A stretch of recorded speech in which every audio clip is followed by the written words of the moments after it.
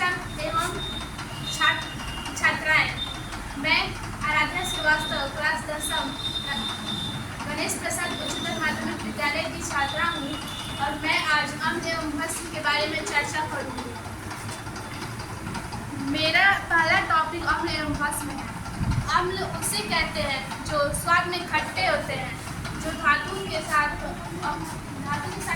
अभिक्रिया करके H2 gas मुक्त करते हैं। उसका अम्ल का उदाहरण हम समझ सकते हैं, जैसे कि नींबू स्वाद में खट्टा होता है, इमली भी स्वाद में खट्टा होता है, तो ये अम्ल हो गया। और भस्म उसे कहते हैं जो स्वाद में कड़वे होते हैं, जो और वो लाल लिटमस पत्र को नीला कर देते हैं। भस्म के उदाहरण में हम समझ सकते हैं साबुन से और सर्फ से, ये सब भस्म हो गया।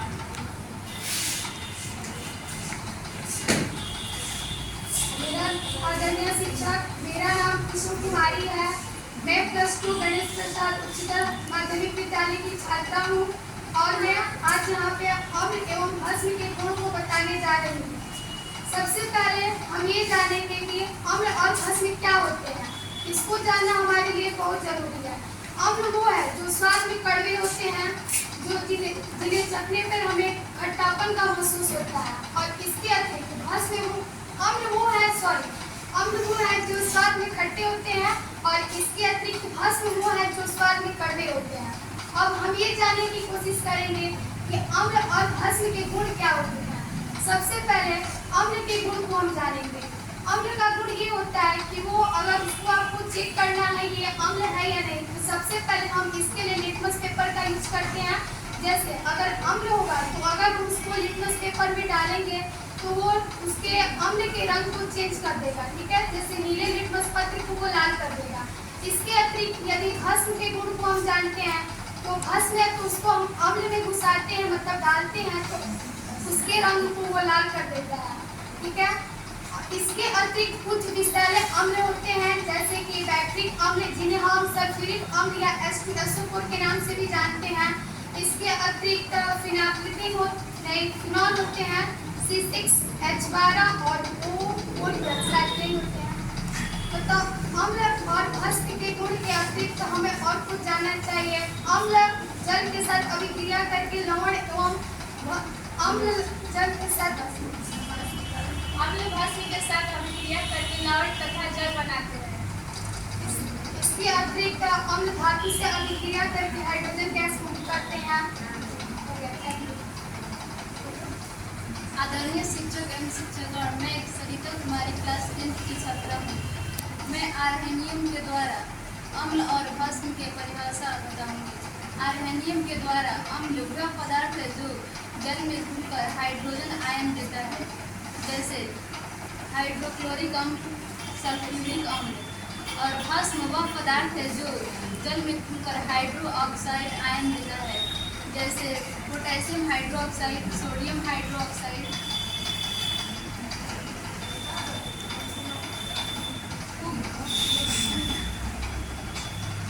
आदरणीय शिक्षक, मेरा नाम अंतिमा कुमारी।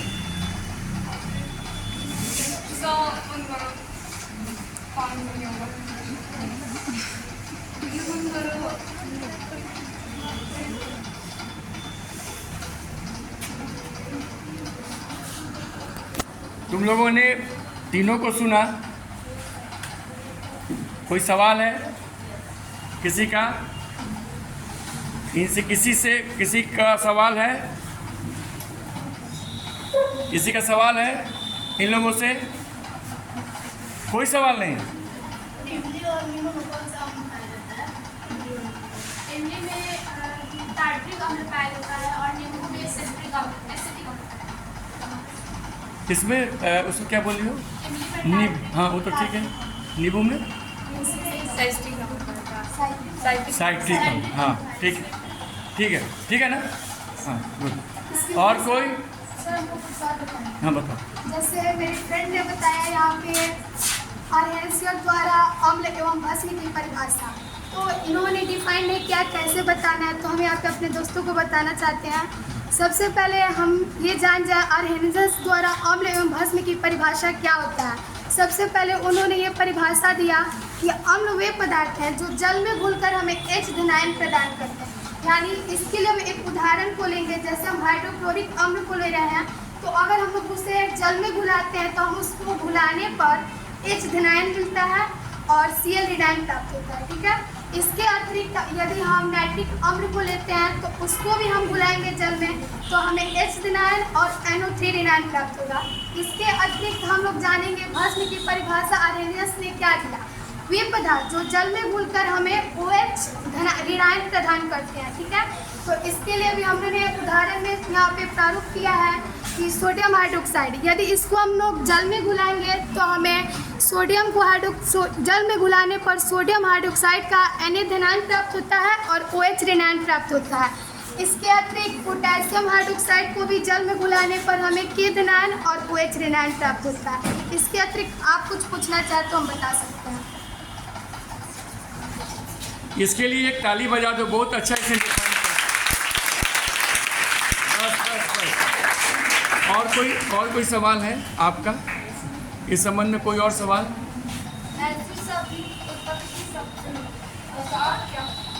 फिर से सवाल। एसिड शब्द की उत्पत्ति किससे? शब्द की उत्पत्ति लैटिन शब्द के एसिड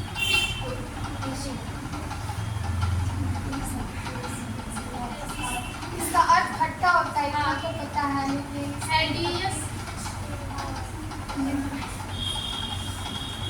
किससे होता है? कौन सा लैटिन कौन सा शब्द है? एसिडो है? नहीं सर, कौन सा है? एसिडस शब्द से हुआ है, जिसका अर्थ खट्टा होता है। खट्टा होता है ना, एसिडस से। ठीक है, बैठ जाओ। और कोई? और एक मिसिंग हुई है तुमको बोलने में। तुमने एसिड को 2 बार डिफाइन कर दिया, तुमने वहाँ पर भस्म को नहीं बताया था। भस्म में क्या होता है, अगर उसका सॉल्यूशन अगर रेड पे गिरेगा तो क्या होगा, वो ब्लू कलर का हो जाएगा, नीले कलर का हो जाएगा। बाकी इन लोगों ने बहुत अच्छा पहली बार इतना अच्छा प्रस्तुति दिया गया, मुझे बहुत अच्छा लगा। देखो इन्होंने जो बनाया यहाँ पे, पहले इन्होंने लिया था कठिन बिंदु, उसके बाद लिया अभिगम प्रतिफल, उसके बाद संभावित गतिविधियाँ, उसके बाद इन्होंने लिया TLM। तो ये कठिन बिंदु में इन्होंने क्या क्या सिलेक्ट किया, इनका टॉपिक दिया गया था अम्ल और भस्म। नहीं, इनको टॉपिक में देखो, पहला इन्होंने टॉपिक बनाया, पहला टॉपिक इन्होंने बनाया अम्ल एवं भस्म को इन्होंने डिफाइन किया। क्या डिफाइन किया इन्होंने इसको, है ना, इसको डिफाइन किया इन्होंने, जो आपको इन्होंने बताया भी है। दूसरा इन्होंने लिया अम्ल एवं भस्म के गुण, ये इन्होंने लिया कठिन बिंदु में। तीसरा इन्होंने लिया आर्हेनियस द्वारा अम्ल एवं भस्म की परिभाषा, जो आर्हेनियस ने दिया परिभाषा, जो कुसुम ने पूरे तरह से डिफाइन करके बताया इसको। उसके बाद है अम्ल तथा भस्म के आयनिक वितरण, जो सरिता कुमारी ने बताया इसको। इस तरह से ये कंप्लीट होता है। इसमें और देखिए, अधिगम प्रतिफल में अम्ल और भस्म की परिभाषा बताई गई, उसका अम्ल के गुण को बताया गया, फिर उसके बाद अम्ल भस्म को आर्हेनियस के द्वारा बताया गया, उसके बाद आयनिक वितरण को बताया गया यहाँ पे। ठीक है, संभावित गतिविधियाँ में देखिए अम्ल का उदाहरण बताया गया यहाँ पे। उसके बाद नाइट्रिक अम्ल और हाइड्रोक्लोरिक अम्ल के बारे में यहाँ पे बताया गया है। उसका भस्म का उदाहरण दिया गया, उसमें सोडियम हाइड्रोक्साइड, पोटासियम हाइड्रोक्साइड के बारे में बताया गया। अम्ल के गुण के उदाहरण बताए गए, विषैले अम्ल। उसके बाद भस्म के गुण बताया गया, आर्हेनियस द्वारा अम्ल एवं भस्म के उदाहरण बताए गए यहाँ पे। आर्हेनियस द्वारा अम्ल एवं भस्म के उदाहरण बताया गया, और उसके बाद उसका आयनिक विवरण का उदाहरण दिया गया। और यहाँ एक्टिविटी में देखिए, यहाँ पर इन्होंने 2 घोल लिया है अम्ल और भस्म का, और लिटमस पेपर पर तुमने लिक्विड में लिया है क्या इसको? लिक्विड में लिया है क्या? लिक्विड में इन्होंने चेक किया है इसको। लिक्विड में क्या किया इन्होंने? अम्ल को लिया और उसमें जब उन्होंने क्या किया, क्या डाले? Litmus paper. इसको लिटमस पेपर डाले। अच्छा, इस दोनों अम्ल और भस्म को जब लिटमस पेपर पर डाला तो इन्होंने क्या देखा? नीले पर जब उन्होंने डाला तो वो अम्ल जो था वो रेड हो गया, तो यानी कि मीठा था उसके अंदर में। और जब उन्होंने भस्म को डाला दोनों के ऊपर तो जिसपे उसका कलर क्या हो गया? रेड से नीला हो गया। नीला हो गया, वो भस्म था, यही ना? चलो बहुत ही अच्छा। हाँ हाँ बताओ। हाँ 1 मिनट, हाँ बता दो, पहले बता दो उसके बाद क्वेश्चन। ये लोग क्वेश्चन नहीं पूछ रहे, जैसे कि अम्ल की खोज किसने और कब की थी। हाँ। तो बता देते हैं, अम्ल की खोज बर्डीले ने 1787 में खोज किया था, जिन्होंने हाइड्रोसाइक्लेनिक अम्ल की खोज की थी। और फिर डेवी ने 1810 और 11 में हाइड्रोक्लोरिक अम्ल की खोज की थी। और हम ये भी बताना चाहेंगे कि अम्ल और भस्म को पहचानने का एक छोटा सा ट्रिक है मेरे पास, जिससे कि हम अम्ल और भस्म क्या है हम इसे पहचान सकते हैं। जैसे कि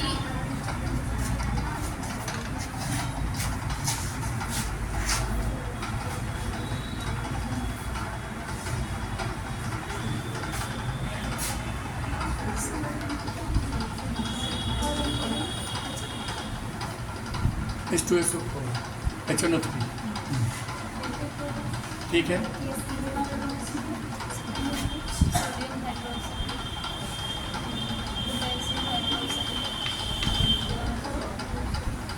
COS twice।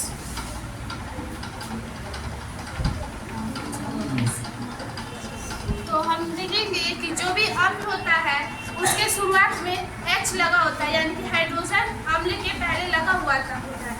इसमें कुछ अपवाद होते हैं, जो कि अपवाद तो हमको नहीं मालूम है, लेकिन ये छोटा सा ट्रिक है। जो भी अम्ल होते हैं उसके आगे H लगा होता है, और जो भी भस्म होते हैं उनके लास्ट में, जैसे अम्ल में हम पहले देखते हैं कि उसमें H लगा है या फिर नहीं, और भस्म में हम लास्ट में देखते हैं कि उसमें OH लगा होता है या नहीं। अम्ल में एक और होता है जिसके लास्ट में COOH लगा होता है, वो भी अम्ल होता है। इसके अलावा आपके पास कोई क्वेश्चन है तो आप पूछ सकते हैं। हाँ क्या नाम है तुम्हारा? पहले आशिका कुमार। हाँ आप पूछो। आयन पूछ रही है। जल द्वारा विद्युत अपघट्य का आयनों में विघटन होने की क्रिया को आयनन कहते हैं। समझ में आया? फिर से बोल दो। जल द्वारा विद्युत अपघट्य का आयनों में विघटन होने की क्रिया को आयनन कहते हैं। समझ में आ गया? करके दिखा दो, उस पर करके दिखा दो, उसको तोड़ के दिखा दो। H2O को तोड़ के दिखाना दो।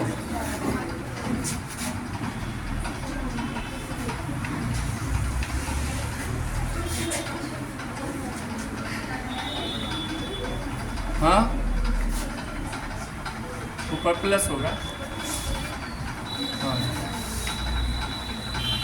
OH minus, OH minus. इतना नर्वस क्यों हो?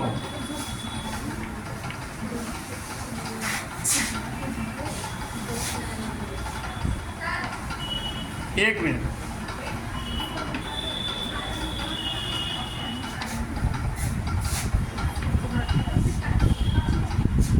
चलो हाँ हाँ क्या चीज बोल रही है? पालक में कौन सा अम्ल पाया जाता है? किसी को मालूम है? तुम्ही को मालूम है तो बता दो। कौन सा अम्ल? एक्जेली अम्ल पाया जाता है। कौन सा? एक्जेली। ऑक्जेलिक अम्ल पाया जाता है। हाँ ऑक्जेलिक अम्ल लिख लो इसको। पालक जो तुम यूज करते हो ऑक्जेलिक अम्ल पाया जाता है। टमाटर में कौन सा? ऑक्जेली अम्ल नहीं पाया है ना? जाता है। टमाटर में ऑक्जेली अम्ल नहीं पाया जाता है। ऑक्जेलिक अम्ल ही पाया जाता है। टमाटर में भी ऑक्जेलिक अम्ल ही पाया जाता है। चलो बहुत ही अच्छा रहा, है ना? इन चारों के लिए अच्छा पूछना है। विद्युत अपघटन किसे कहते हैं? वो तो दिखा दिया, वही तो है। ये हो गया, लवण के जरिए विद्युत का संचालन यही है। अभी तो विद्युत अपघटन पूछा गया था, संचालन का वही होता है विद्युत अपघटन। विद्युत अपघटन में क्या होता है, जब उसको तुम इलेक्ट्रिसिटी को क्रॉस करते हो ना, तो वो दो आयन में टूट जाता है, H+ और माइनस, है ना। प्लस और माइनस में वो क्या होता है, टूट जाता है, वही कहलाता है। ठीक है ना, बैठ जाओ। और भी क्वेश्चन है, चलो सिट डाउन। हाँ, क्या? हाँ,